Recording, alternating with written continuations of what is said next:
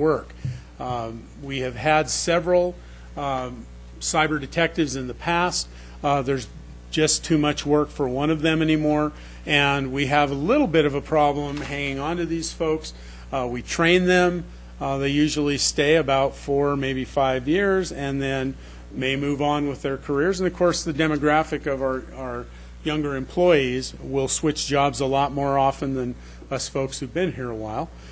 So we just want to make sure, the chief wants to make sure that there's some continuity in that, providing that service.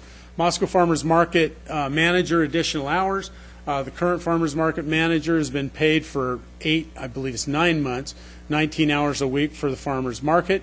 That position actually has more of a demand in the summertime, of course, than it does in the other time of year. So the proposal was to move that position to 30 hours a week in order to provide that sort of continuity as well, and continuity of service. Sewer division, there's a utility locates position, which is essentially the person that they call if someone is going to be digging. They go out and mark the streets, mark the lawns. So when you dig, you don't cut through a fiber optic cable, you don't cut through a sewer line, electrical line, so on and so forth. This position is jointly funded with water, sewer, street, and information systems. Water and sewer, fairly obvious. All of that infrastructure is under the ground. Street has stormwater, and information systems has our fiber optic cable system. The percentages are 40% paid from water, 40% from sewer, 15% from street, and 5% from information systems. This position will assist in, again, continuity of service, and as it sits right now, there are several folks in these departments who can do the work, but they need to pull off a crew to go do that, which may make that crew not have enough people to be able to continue with their jobs. And so this should make it more efficient as well. One of the other positions that is not going forward at this time is that of Economic Development Specialist, Moscow Urban Renewal Agency Executive Director. As I explained and we've talked about in the past, we're currently developing a Partnership for Economic Prosperity, which will be coming to you in the next several weeks to participate in that. There's $40,000 in our, make sure I got this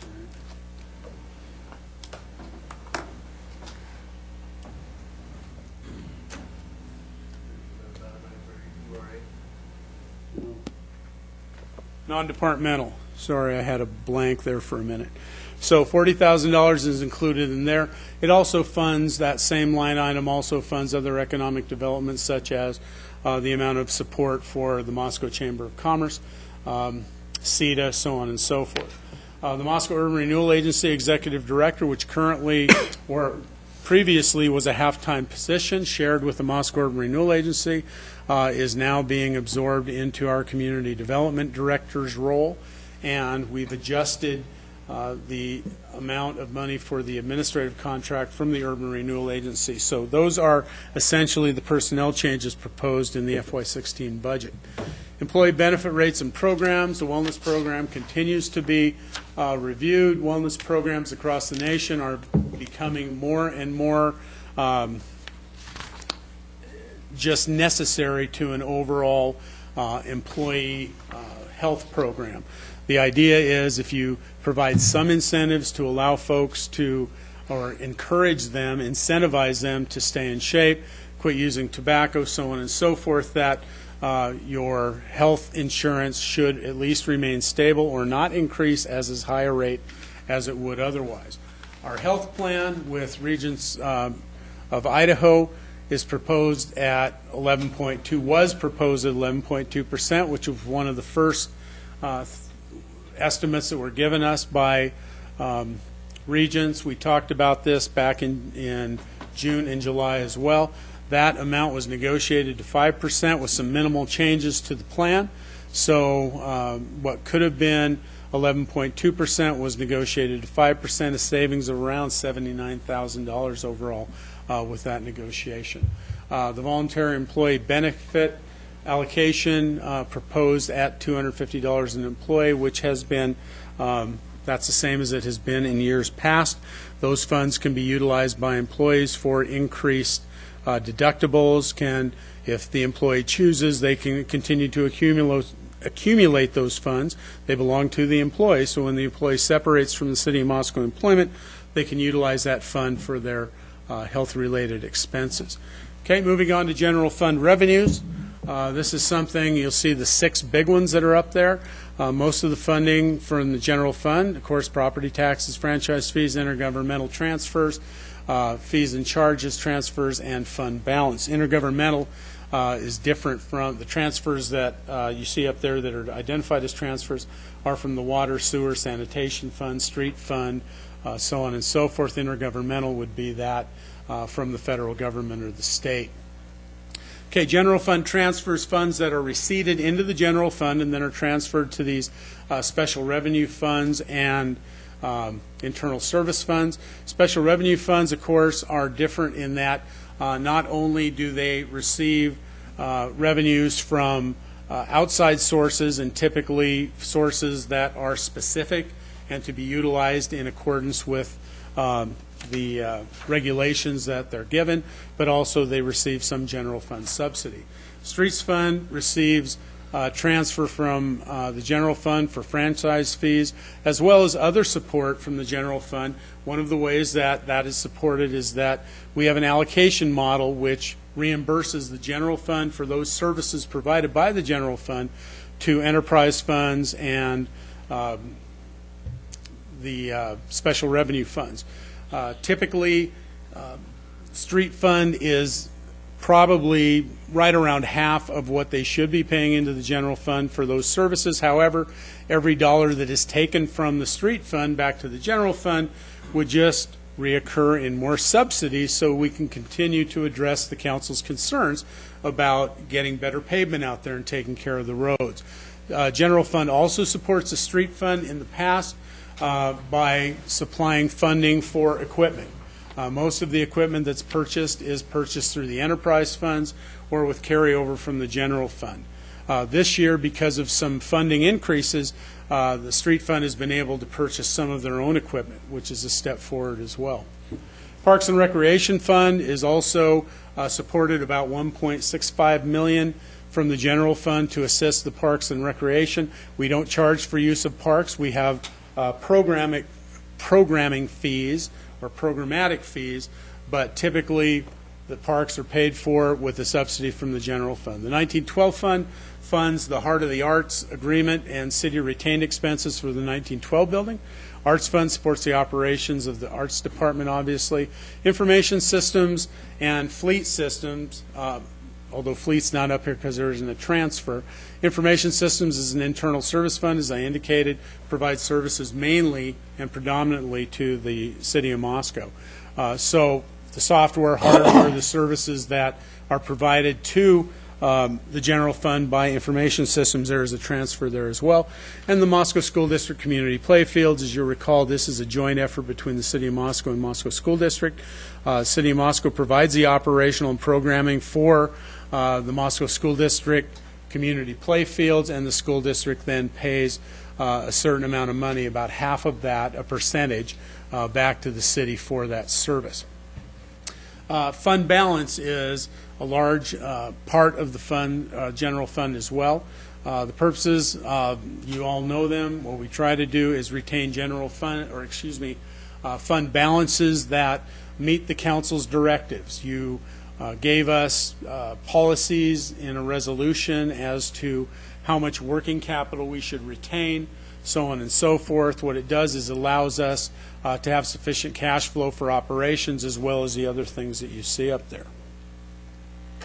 General fund revenues. General fund revenues are estimated to be $14,635,819. That's 8.3% increase over fiscal year 2015. Typically because of franchise fees, licenses and permits, and reimbursement from the Moscow Urban Renewal Agency, transfers from the enterprise funds, engineering and other support, one of the other revenue areas or highlights is the investment of $500,000 in the assigned fund balance to support the council's direction to support the Pullman-Moscow Regional Airport realignment project. Also transfer to capital projects. A couple of the capital projects that we are addressing pursuant to council direction is support for the downtown restrooms. There's $170,000 that is included in the budget, and as I explained in the budget workshop, that money is allocated for that project. The council will approve both the design, location, and the amount of money to be spent. So all that money is appropriated and ready for council's direction. 6th Street eastbound right lane turn realignment project is the 6th Street turn lane, the eastbound right-hand turn lane onto Jackson Street. It's been in design for a couple of years. It's about ready to go. We anticipate that it will be done in conjunction with the Moscow Urban Renewal Agency and their development of the 6th and Jackson property, where the old Autos Produce used to be, and that's scheduled to be constructed next year as well, should all those things come together. Property tax revenue versus the levy rate. The revenue is in the green line going up. You can see the trend line. Property taxes are increasing as we have growth in the city. You'll see toward the end, this last year, it was a little steeper than it has been, and that is because of the taking of the foregone amount for the participation in the runway realignment project, as well as the COPS funding and what was the third one, Don? He's too busy reading his... The HERC. Okay. So, and then you have the levy rate, which you see dropped in 2007, has been going pretty much in a downward trend until 2015, and that is as a result of those things I just mentioned. State sales, liquor tax, and revenue sharing, these are trend lines from 2005 up to 2016. We've seen moderate growth in those. The green is state sales tax, and as the economy improves, more money in the system, people tend to buy more, and sales taxes go up. Revenue sharing as well. We've seen a good increase in that over the last couple of years from the low in 2010, which is when the quote-unquote Great Recession was at its peak. Franchise fees and taxes.